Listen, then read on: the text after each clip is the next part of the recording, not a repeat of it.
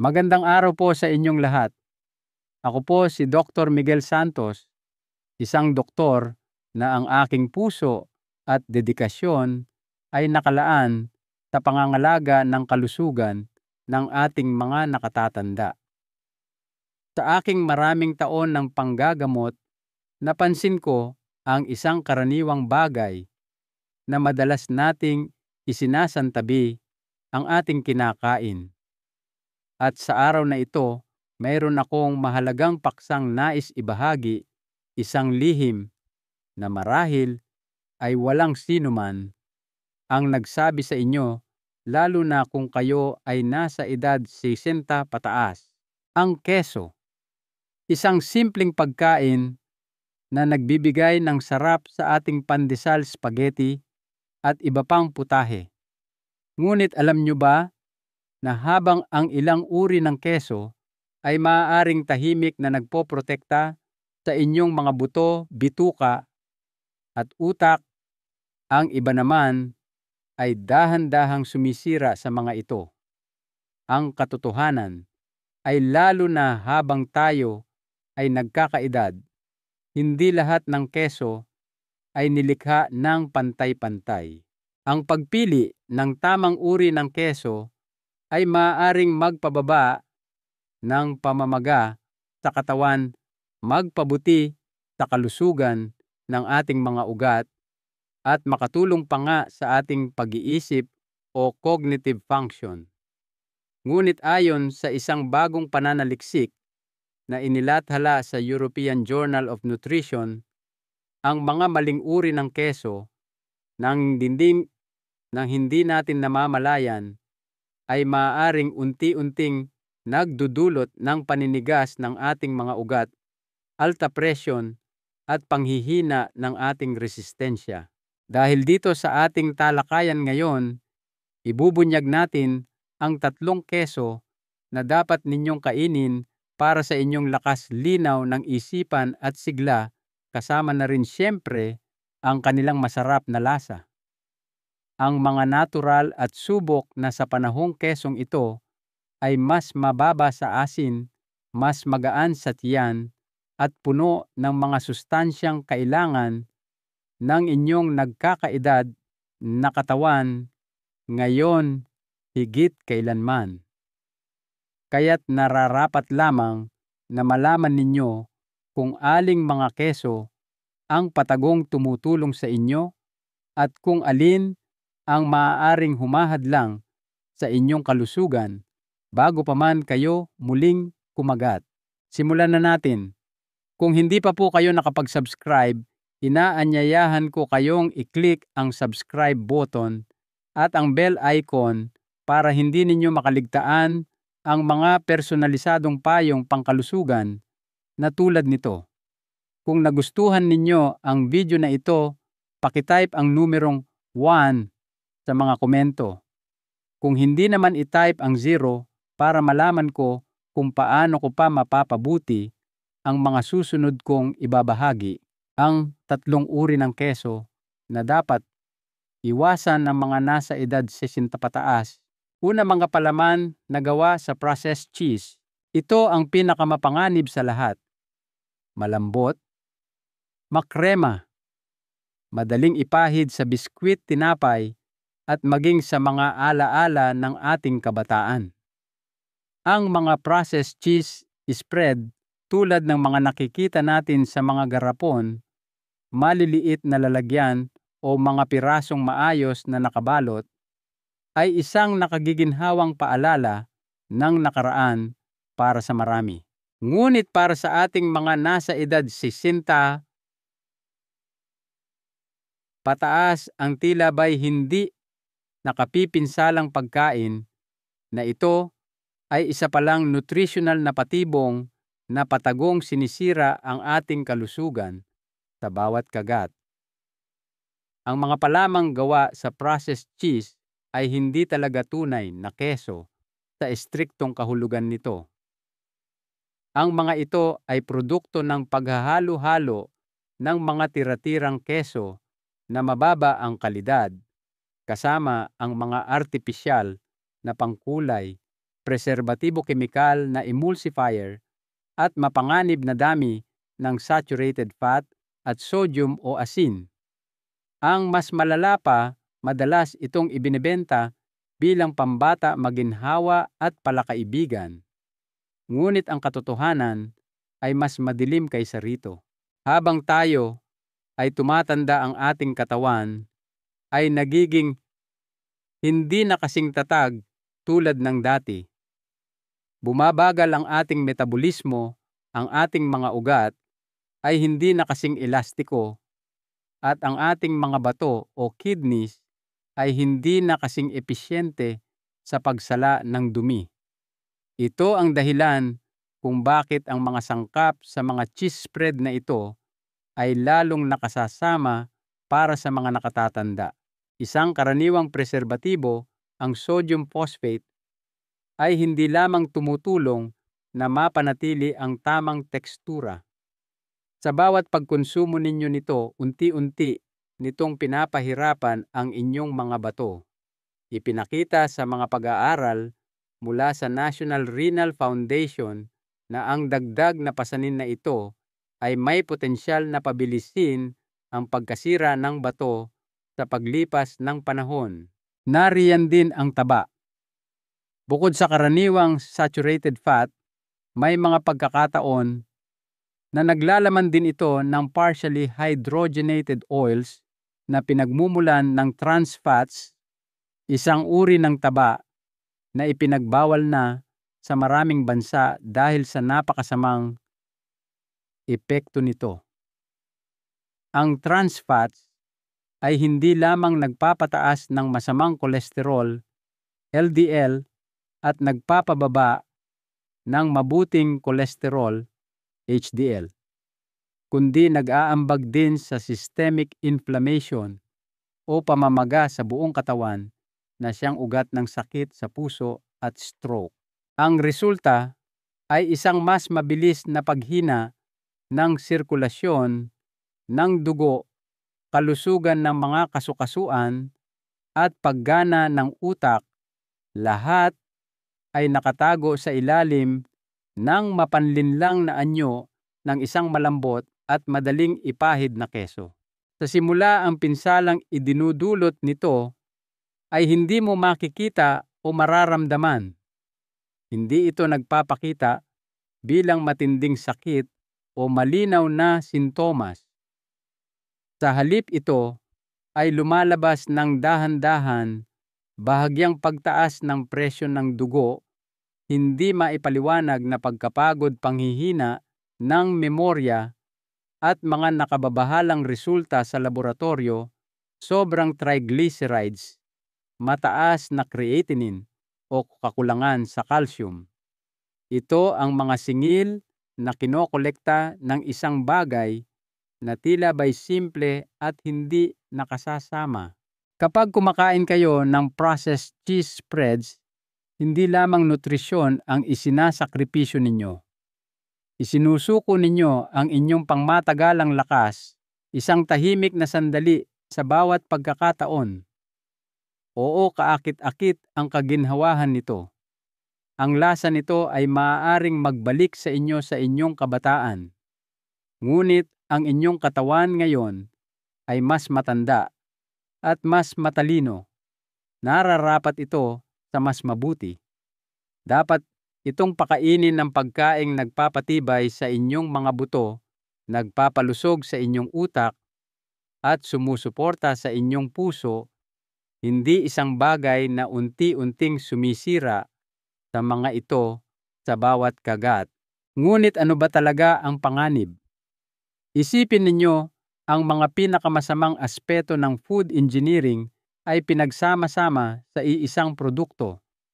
Taba, asin, kemikal, at walang pananagutan. Ito ay hindi lamang keso. Ito ay isang Trojan horse na idinisenyo upang pahabain ang shelf life nito, hindi ang buhay ninyo. Kung sa tingin ninyo ay nakababahalan na ito, maghintay kayo hanggang malaman ninyo ang susunod na keso sa ating listahan. Ito ay may itsurang pangmayaman amoy na mamahalin, ngunit mayroon ding mga lihim na panganib na maaaring umatake anumang oras. Kung kayo ay nanonood pa rin at nakikitang kapaki-pakinabang ang mga impormasyong ito, mangyaring ipaalam sa akin sa unang komento sa ibaba. Ngayon, talakayin natin ang ikalawang punto. Ikalawa, blue cheese o keso na may amag, isang lasang pang-gourmet, ngunit may nakatagong banta. Blue cheese. Ang pangalan pa lamang ay nagpapahiwatig ng mga sopistikadong cheese board, mamahaling alak, o isang masaganang piraso na dinurog sa ibabaw ng ensalada. Madalas itong itinuturing na isang luho para sa mga taong may pinong panlasa. Ngunit para sa mga taong higit sa isinta, ang blue cheese ay nagtatago ng isang tahimik na panganib na walang kinalaman sa lasa, kundi sa kung paano tumutugon ang inyong katawan sa pagtanda. Ang pamatunayang amag na nagbibigay sa blue cheese ng kakaibang mga ugat na kulay asul ay hindi lamang isang simpleng amag. Ito ay isang buhay na fungus na tinatawag na penicillium na gumagawa ng mga sangkap tulad ng histamine at tyramine. Para sa mga mas bata, ang mga ito ay madaling natutunaw ng katawan. Ngunit sa nagkakaedad na katawan, madalas itong nagiging isang problema. Ang mga enzyme na responsable sa pagtunaw ng mga kemikal na ito ay unti-unting humihina habang tayo ay tumatanda. Dahil dito, ang tyramine at histamine ay maaaring manatili sa inyong sistema at magdulot ng biglaang pagtaas ng presyon ng dugo, mabilis at hindi regular na tibok ng puso, palpitasyon, at madalas matinding pananakit ng ulo o migraine at pagkahilo. May mga ilang nakatatanda tulad ni Mang Carding na aking pasyente ang napunta sa emergency room nang hindi namamalayan na isang maliit na bahagi lamang pala ng keso ang tahimik na salarin. Ngunit ang mga panganib ay hindi nagtatapos diyan. Ang blue cheese ay partikular na madaling kapitan ng kontaminasyon ng listeria dahil ito ay karaniwang pinatatanda ng matagal at madalas nagawa sa hilaw o unpasteurized na gatas.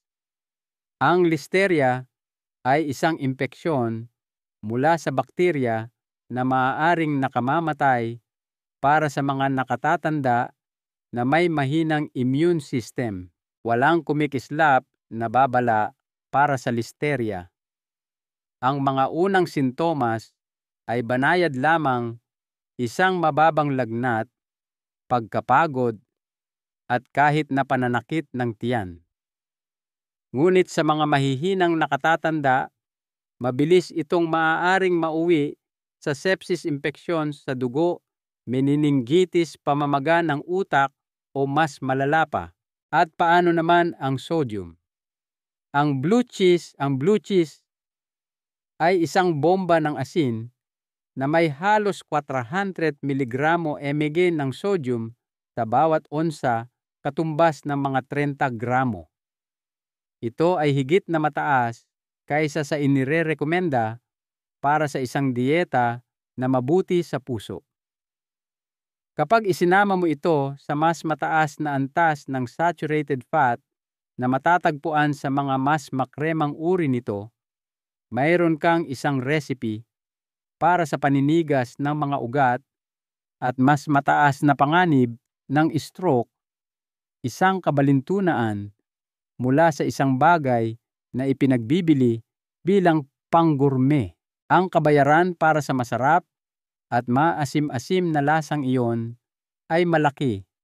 Bigla ang pagbabago sa presyon ng dugo, labis na pamamaga sa katawan, mga nakatagong impeksyon, at posibleng epekto sa ating sistema ng nerbiyos.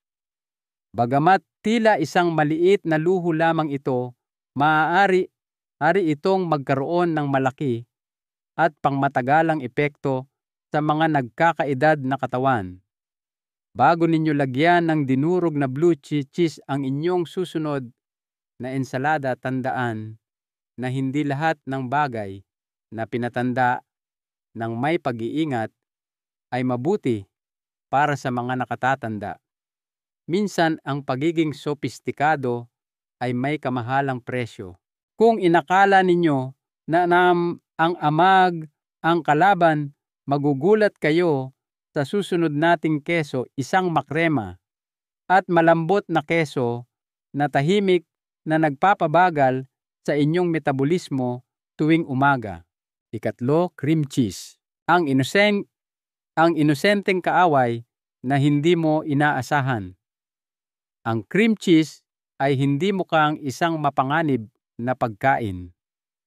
Ito ay simple at malamig sa inyong refrigerator, naghihintay na ihalo sa isang mainit na recipe o ipahid sa inyong pandesal sa umaga.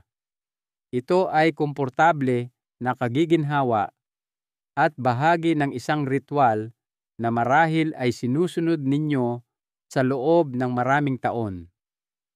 At marahil iyon ang dahilan kung bakit ito ay lubhang mapanganib. Dahil ang cream cheese ay itinatago ang pinsala nito sa ilalim ng kanyang pagiging simple at lambot.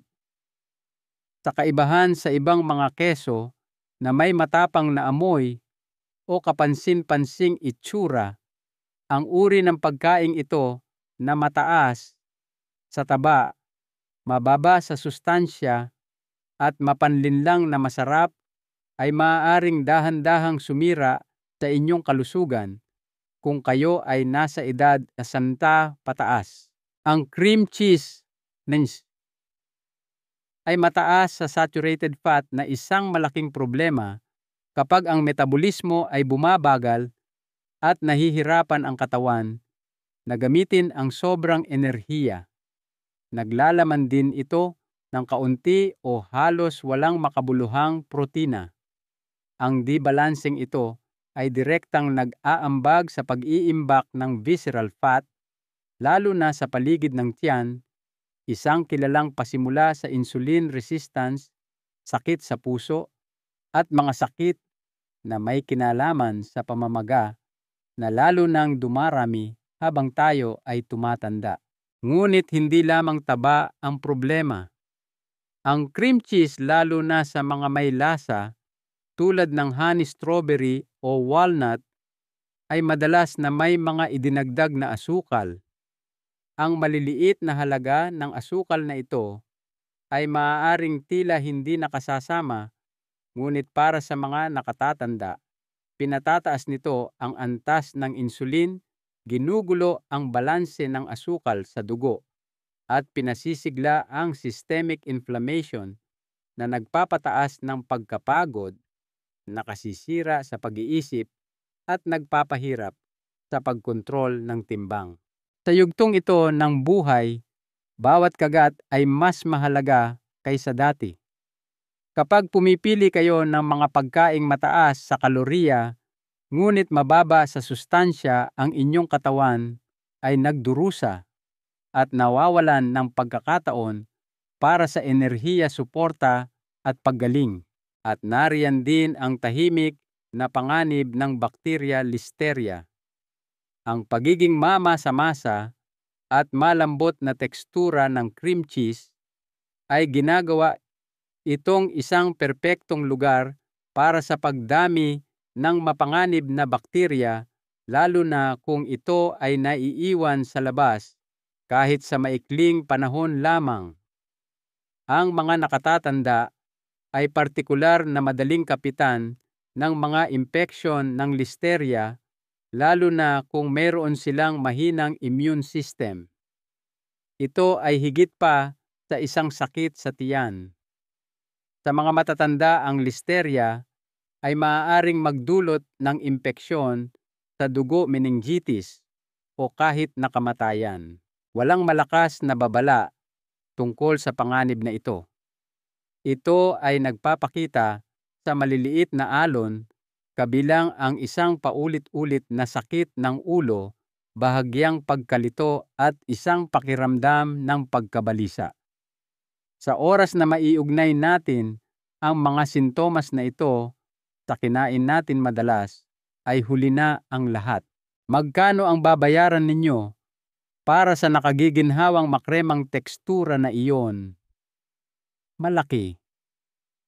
Maaaring ito ang sanhi ng mataas na kolesterol, mabagal na asukal sa dugo, matigas na taba sa tiyan, o mas masahol pa, isang hindi napapansing impeksyon na maaaring magbago ng inyong buhay sa loob lamang ng ilang oras.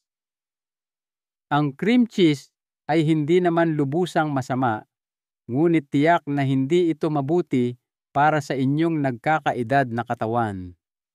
At ang isang tila simpleng pang-araw-araw na gawain ay maaaring maging hadlang sa inyong mahabang buhay sigla at kalusugan ng inyong mga organo.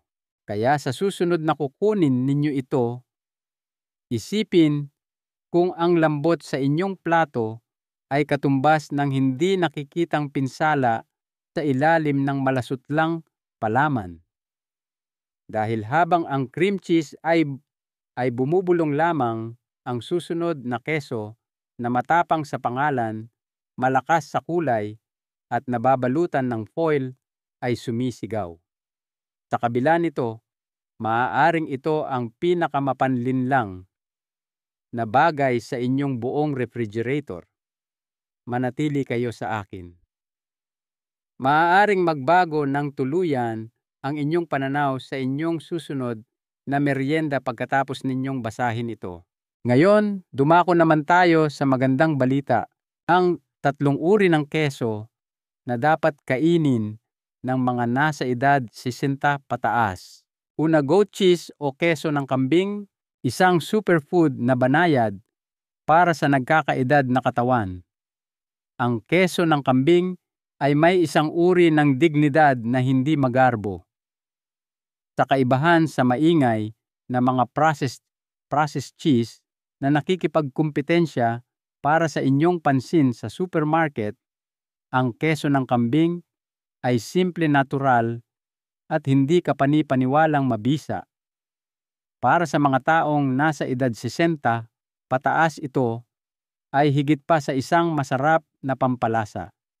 Ito ay isang kaalyado sa kalusugan para sa isang nagbabagong katawan, isang bumabagal na metabolismo, at isang hindi nagaanong mapagparaya na sistema ng pagtunaw. Isa sa mga pinakamadaling tunawin na keso ay ang keso ng kambing. Ito ay mas magaan sa tiyan kaysa sa keso mula sa gatas ng baka dahil mayroon itong ibang uri ng protina na tinatawag na casein at mas kaunting lactose. Para sa mga nakatatanda na madalas na nakararanas ng paglaki ng tiyan, bloating, discomfort o mga sensitibidad na hindi nila nararanasan noong sila ay mas bata pa, ito ay isang malaking biyaya. Ang mga benepisyo nito ay higit pa sa pagtunaw.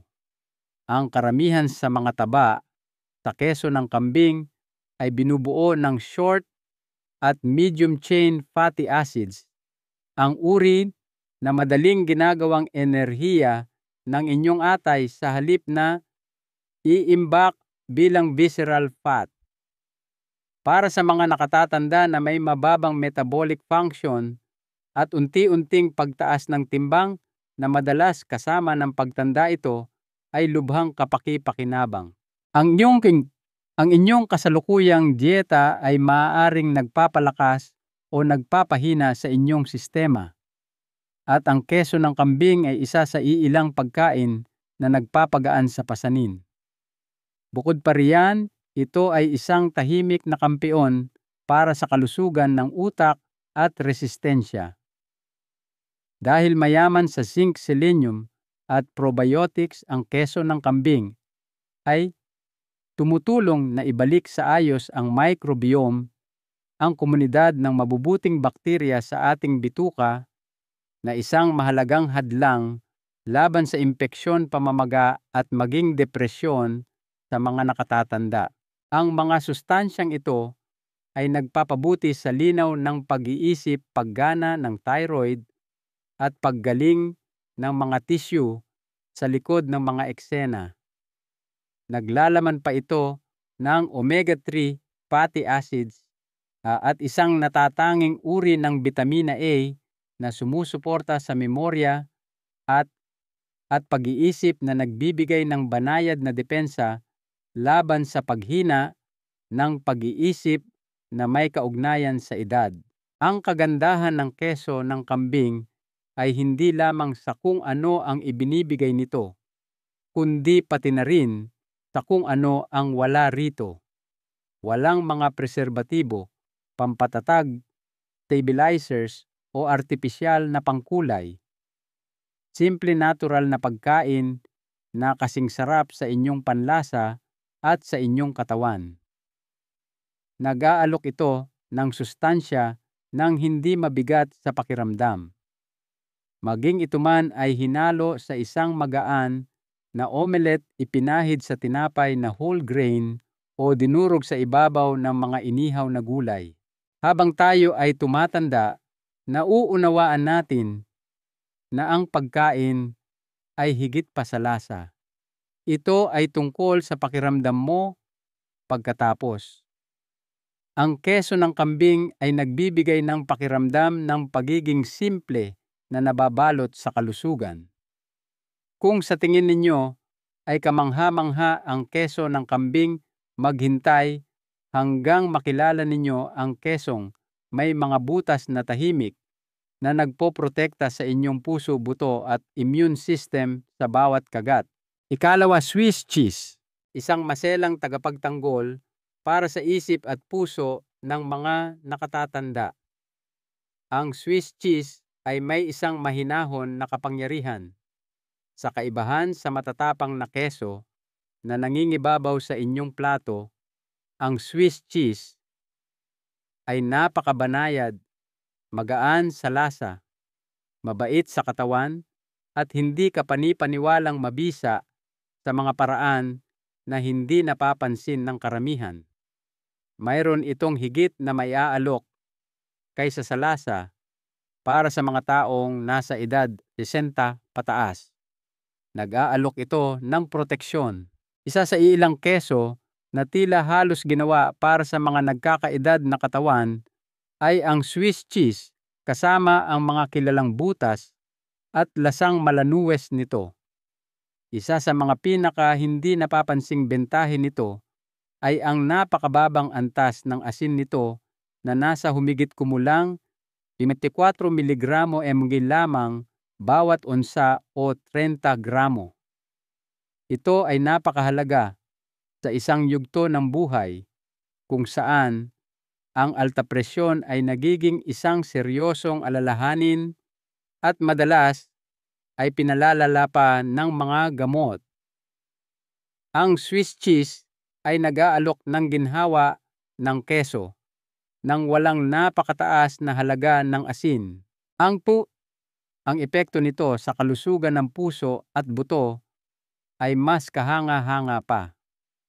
Sagana sa bitamina K2, ang Swiss cheese, isang sustansya na maraming nakatatanda ang hindi nakakakuha ng sapat, ngunit mahalaga para sa pagpapanatili ng calcium sa mga buto sa halip na sa mga ugat. Binabawasan nito ang panganib ng artery calcification, pamumuo ng calcium sa ugat, isang tahimik ngunit makabuluhang sanhi ng atake sa puso at stroke. Sa isang diwa, ang Swiss cheese ay higit pa sa pagkain. Inililipat nito ang mismong mga mineral na depende kung saan sila mapupunta ay maaaring makasama o makatulong sa iyo. At hindi pa ito nagtatapos diyan. Itinataguyod ng Swiss cheese ang pagpapanatili ng kalamnan, paggana ng sistema ng nerbiyos at linaw ng pag-iisip. Lahat ay lalong nagiging mahalaga habang tumatanda ang mga tao sa pamamagitan ng pagkakaroon ng mataas na antas ng calcium protina at bitamina B12. Ang lactose ay nababawasan hanggang sa halos wala na sa natural na proseso ng pagpapatanda nito na ginagawang mas madali para sa mga nakatatanda kahit na iyong mga hindi pa nagkakaroon ng lactose allergy noon na tunawin. Sa panahon ng fermentation, ang mga kulturang bakterya na ginagamit sa paggawa ng tradisyonal na Swiss cheese, partikular ang Propionibacterium freudenreichi, ay gumagawa ng mga natatanging kemikal na laban sa pamamaga. Nagbibigay ito ng banayad, ngunit epektibong depensa laban sa mga sakit tulad ng arthritis at neurodegeneration, pagkasira ng mga selyula sa utak sa pamamagitan ng pagpapalakas ng paggana ng immune system at pagbabawas ng pamamaga. Tulad ng isang tapat na tagapag-alaga sa likuran, ang kesong ito ay masipag magtrabaho ngunit mahinahon magsalita. At ang kesong ito ay walang mga artipisyal na sangkap at gimmick, hindi tulad ng mga processed cheese. Dalisay na lumang pagkain na sumusuporta sa panahon kung kailan ang mismong sistema ay may tendensyang masira. Ngunit ang masiglang kasama ay sumusunod sa matalinong tagapag-alaga na siyang Swiss cheese. Sa isang masarap na kagat, sinusuportahan ng maliwanag, madaling madurog, at nakakagulat na mabisang pagkaing ito ang inyong utak, bituka at mga buto. Ikatlo, feta cheese. Dinurog na kasimplihan na may pangmatagalang lakas. Ang feta cheese ay maaaring hindi ang pinaka-kapansin-pansing pagkain sa isang abalang hapagkainan, ngunit mayroon itong malaking halaga para sa mga taong higit sa 60. Ang malambot na tekstura nito, maasim-asim na kagat, at sinaunang pinagmulan ay lahat tumuturo sa isang bagay na mas malalim, isang pagkain na nagbibigay sustansya sa mga henerasyon ng mga tao nang walang pagkukunwari o labis-labis. Ang feta ay nag-aalok ng isang natatanging halo ng lasa, pagiging praktikal at kabaitan para sa mga nakatatandang humaharap sa mga hamon ng pagtanda. Dahil tradisyonal na gawa sa gatas ng tupa o isang halo ng gatas ng tupa at kambing, ang feta ay may mas madaling tunawing istruktura ng protina at natural na may mas kaunting lactose kaysa sa mga keso na gawa sa gatas ng baka. Ito ay may banayad ngunit makabuluhang epekto sa nagkakaedad na bituka na madalas na nawawalan ng pagpaparaya sa paglipas ng panahon. Habang tayo ay tumatanda, natutunan nating pahalagahan ang biyaya kung paano gumagalaw ang feta sa katawan sa halip na magdulot ng paglaki ng tiyan o sakit sa bituka. Ang tunay na regalo ng feta gayunpaman ay kung ano ang magagawa nito sa maliit ngunit mabisang bahagi. Puno ng calcium protina at bitamina B12, tumutulong ito na mapanatili ang lakas ng kalamnan, paggana ng neuron at tibay ng buto na lahat ay may tendensyang humina sa katawan sa mga huling taon ng buhay. Ang mga sustansyang ito ay hindi lamang kapaki-pakinabang kundi kinakailangan lalo na para sa mga nakatatanda na nagsisikap na mapanatili ang kanilang kadaliang kumilos, balanse at talas ng isip. Ang ang epekto ng feta sa kalusugan ng bituka ay marahil ang pinakakapansin-pansin. Bilang isang keso, na pinatanda sa brine tubig na may asin, natural itong naglalaman ng mga probiotics, ang mabubuting bakterya na sumusuporta at nagpapanatili sa pagkakaiba-iba ng microbiome. Ang bituka ay madalas na nawawalan ng balanse habang tumatanda ang mga tao, lalo na kung sila ay umiinom ng mga gamot. Mula sa mood at pamamaga hanggang sa paggana ng immune system at pagtunaw, ang di-balanseng iyon ay maaaring magkaroon ng sunod-sunod na epekto. Ang feta ay makakatulong na mapanatili ang balanseng iyon na nagsisilbing isang maliit na pang-araw-araw na dosis ng pagpapagaling. At sa kabila ng maalat nitong tasa, isang maliit na bahagi lamang ang kailangan upang ma-enjoy ito. Ang isang maliit na durog nito ay maaaring magpasarap sa isang pagkain at magbigay ng sustansya nang hindi nagdaragdag ng labis na sodium.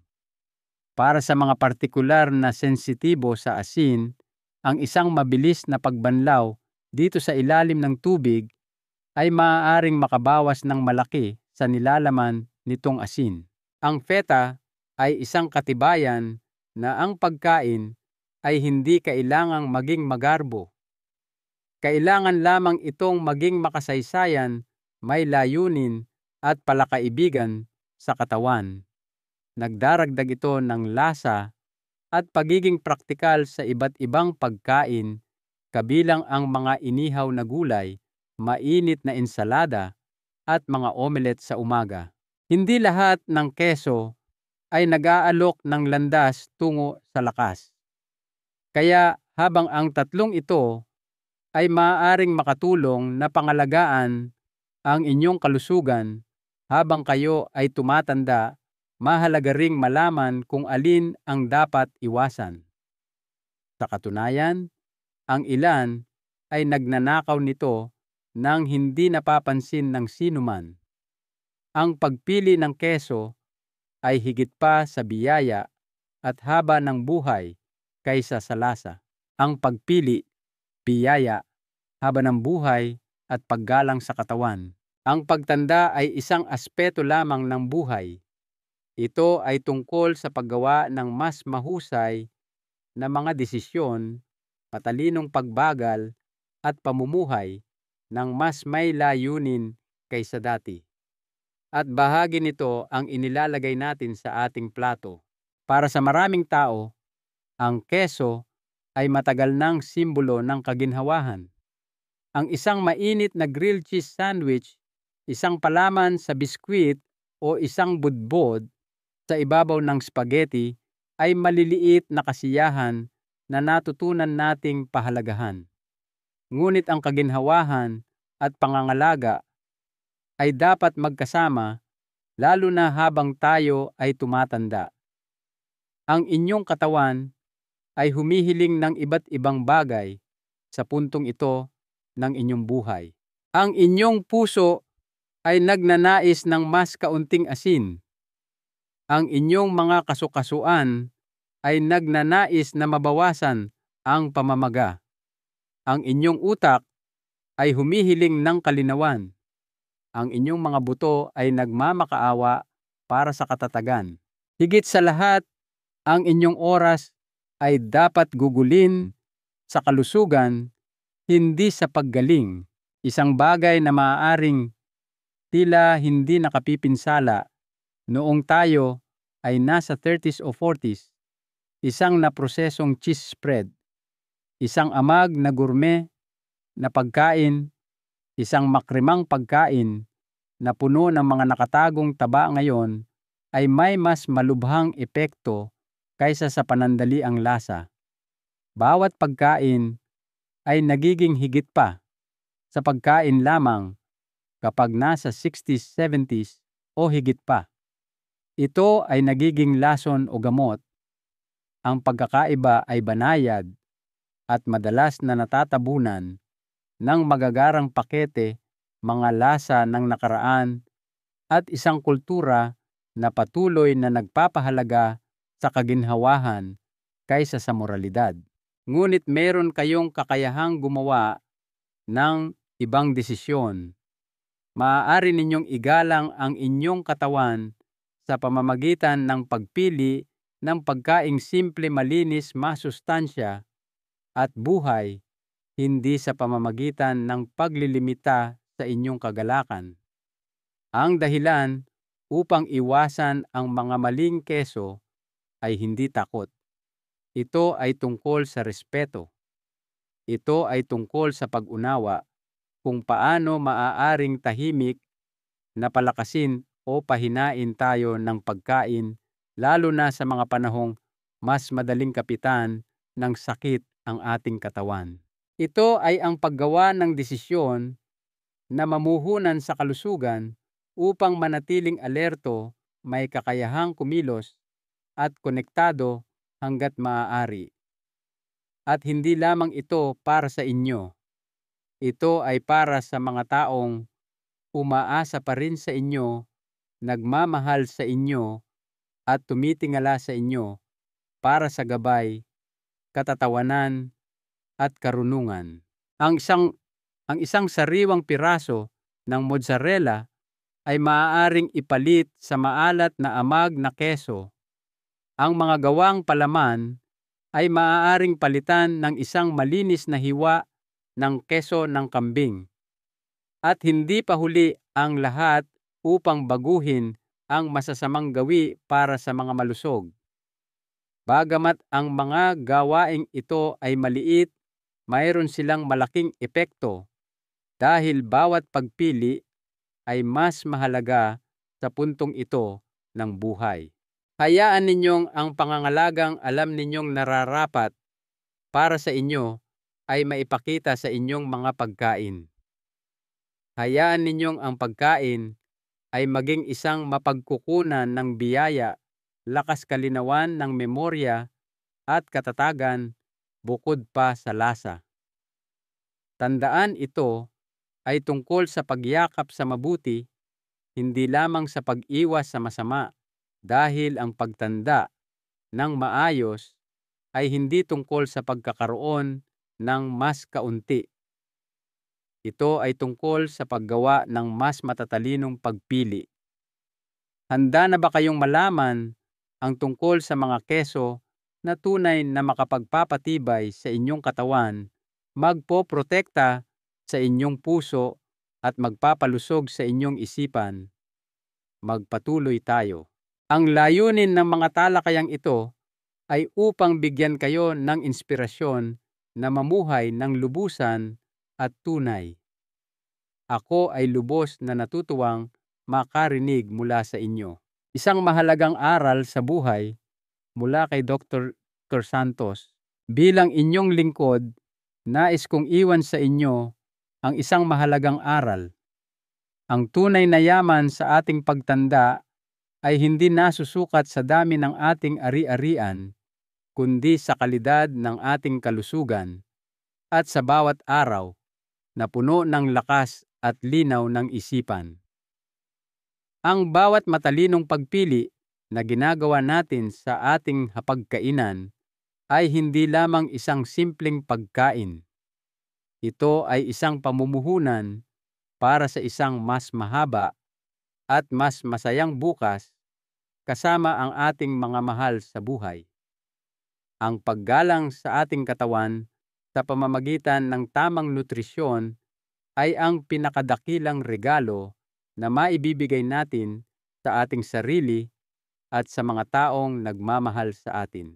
Ngayon, mag-isip sandali at pagkatapos ay ibahagi ang isang bagay na inyong natutunan na nais ninyong gamitin sa inyong sariling buhay sa landas na ito ng pagtanggap sa mga katotohanang ito. Tulungan natin ang isa't isa. Kung nagustuhan ninyo ang video na ito, mangyaring mag-iwan ng komento na may numerong 1. Kung hindi naman, huwag mag-atubiling gamitin ang 0 sa inyong komento.